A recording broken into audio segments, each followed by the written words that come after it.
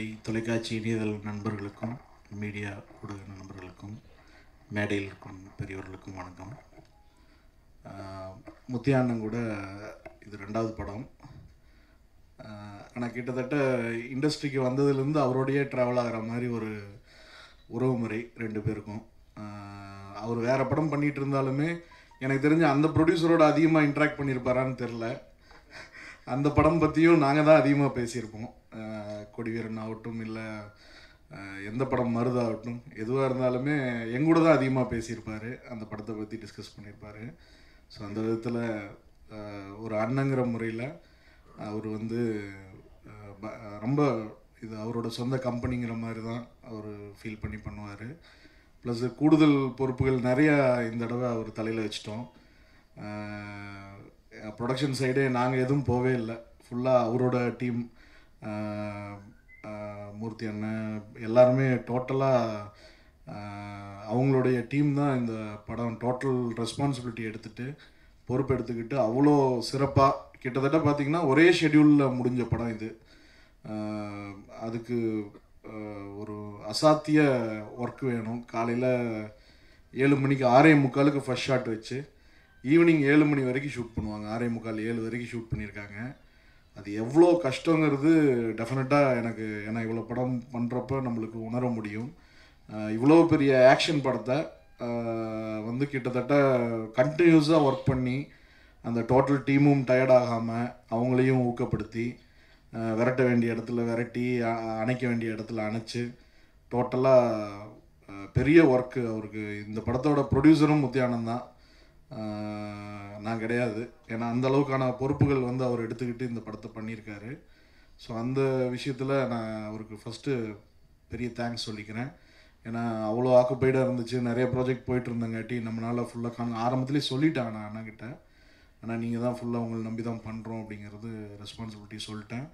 அது அவர் கொடுத்த நம்பிக்கையில் 1% கூட மாறாமல் இந்த டோட்டல் ப்ரொடக்ஷனாக அவ்வளோ அழகாக ஹேண்டில் பண்ணி கொண்டு வந்து சேர்த்தாங்க. அப்புறம் இந்த டோட்டல் ப்ராஜெக்ட் பார்த்திங்கன்னா கிட்டத்தட்ட எல்லாம் அமெரிக்காவில் படித்த குழந்தைகளை எல்லாம் பிடிச்சி ஜல்லிக்கட்டுக்கு ட்ரைனிங் அனுப்பிச்ச மாதிரி ஒரு விஷயம். ஏன்னா டெக்னீஷியன்ஸ் பார்த்திங்கன்னா சக்தி சரவணன் சார், அவங்க டோட்டலாக வெங்கட் பிரபு சாரோட, ராஜேஷ் சாரோட ஃபுல்லாக city based stylish film making படங்கள் பண்ண ஒரு கேமராமேன். அப்புறம் நிவாஸ் வந்து ஒரு செம ஸ்டைல் இருக்கும். பட் வில்லேஜ், நிவாஸ் சொன்ன மாதிரி வில்லேஜ் வந்து நிவாஸுக்கு புதுசு. ஸோ அவரும் வந்து கிராமிய வாழ்க்கையும் வந்து அவருக்கு பழக்கம் இல்லை.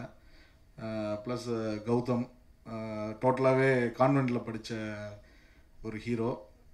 ப்ளஸ் அண்ணன் சொல்கிறப்ப இப்போ வர்றப்போ சொன்னாங்க, மஞ்சிமா ஞானவேல் சார் என்கிட்ட பேசினாருன்னு, வீட்டில் வம்பு இது.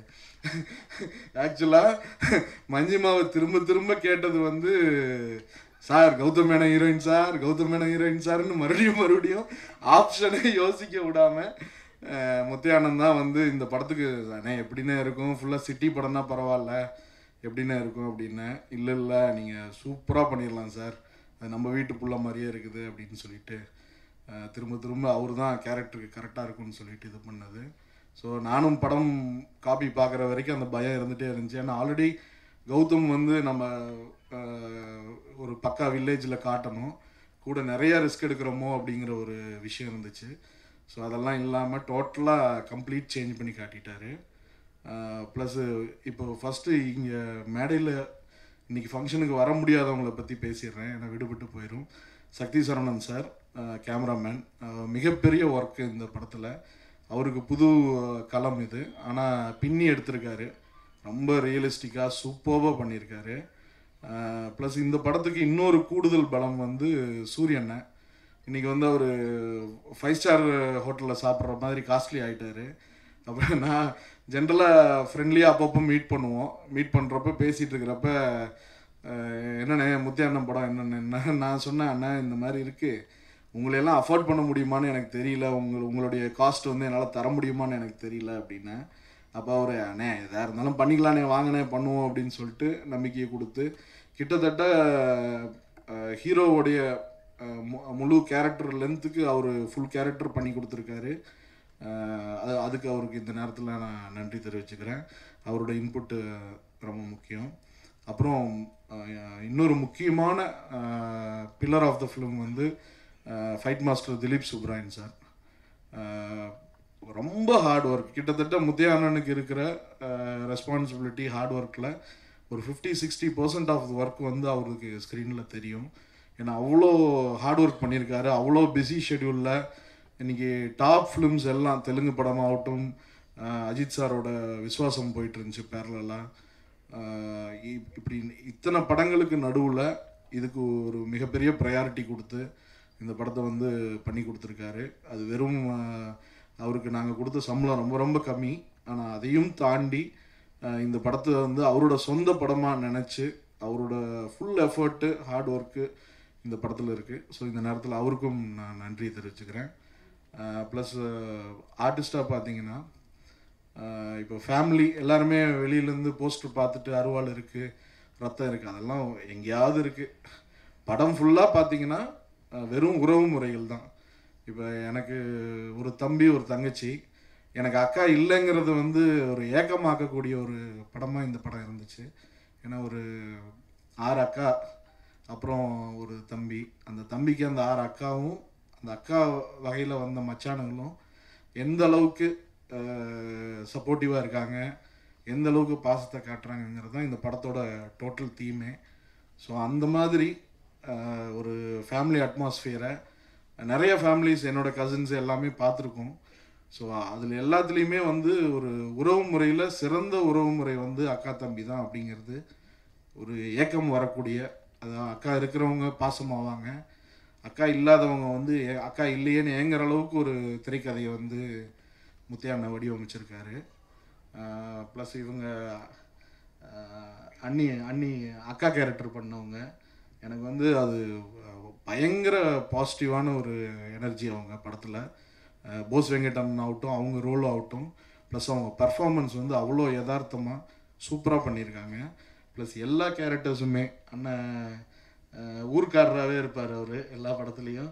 அப்புறம் வேதராமூர்த்தி அண்ணன் அவர் சொன்ன மாதிரி அந்த டோட்டல் கதையே வந்து அவர் பேஸில் தான் நடக்கும், அவரோட இதில் தான் இருக்கும். ப்ளஸ் அண்ணன் வந்தாவே அது ஒரு பெரிய பாசிட்டிவிட்டின்னு எனக்கு மைண்டில். ஏன்னா என்னுடைய படங்களில் அவரோட ஒர்க் பண்ண எல்லா படங்களுமே பெருசாக பேர் வாங்கி கொடுத்துருக்கு, நல்லா போயிருக்கு எல்லாமே. ப்ளஸ் தலைவர் நல்லா பண்ணியிருக்காரு. அப்புறம் கிட்டத்தட்ட பார்த்திங்கன்னா கௌதம் கார்த்திக் வந்து நம்மளுக்கு ரொம்ப ஒரு ஃபேமிலி மாதிரி, அவ்வளோ ஒரு சின்சியர் ஹார்ட் ஒர்க்கு, எப்போ பார்த்தாலும் ஒரு பாசிட்டிவ் எனர்ஜி. அது என்ன சுச்சுவேஷனாக இருந்தாலும், எவ்வளோ அவர் சோர்ந்து இருந்தாலும், ஷூட்டிங் முடிஞ்சு நான் ஒரே நாள் தான் ஷூட்டிங் போயிருந்தேன். ஷூட்டிங் ஃபுல் டயர்டில் வந்தார். பட் இருந்தாலும் அந்த ஃபுல் எனர்ஜியோட கூட உட்காந்து எல்லாம் பேசி, ப்ளஸ் அவ்வளோ ஹார்ட் ஒர்க் பண்ணியிருக்காரு படத்தில். நீங்கள் படம் பார்த்தீங்கன்னா தெரியும், அது அவ்வளோ அவருடைய ஹார்ட் ஒர்க் அவ்வளோ இருக்குது. முத்தையா அண்ணன் வந்து கரெக்டாக யூஸ் பண்ணியிருக்காப்புல கௌதமை. இந்த படம் வந்து அவருக்கு கெரியர் வைஸ் ஒரு மிகப்பெரிய டர்னிங் பாயிண்ட்டாக இருக்கும். கண்டிப்பாக மிகப்பெரிய லெவலுக்கு போகக்கூடிய, அதுக்கு தகுதியான ஒரு ஹீரோவாக தன்னை நிலைநிறுத்திக்கிறதுக்கு தேவராட்டம் வந்து கண்டிப்பாக அவருக்கு பயன்படும்னு நான் நினைக்கிறேன். ப்ளஸ் இப்போ இன்னொரு படமும் அனௌன்ஸ் பண்ணியிருக்கோம் நர்த்தன் டைரக்ஷனில், எஸ்டிஆர் அண்ட் கௌதம் காம்பினேஷனில். அதுவும் மிக சிறந்த படமாக அவருக்கு கெரியரில் அமையும். ஆஃப்டர் தேவராட்டம் அவருக்கும் பெரிய ப்ளஸ் அமையும்னு நான் நம்புகிறேன்.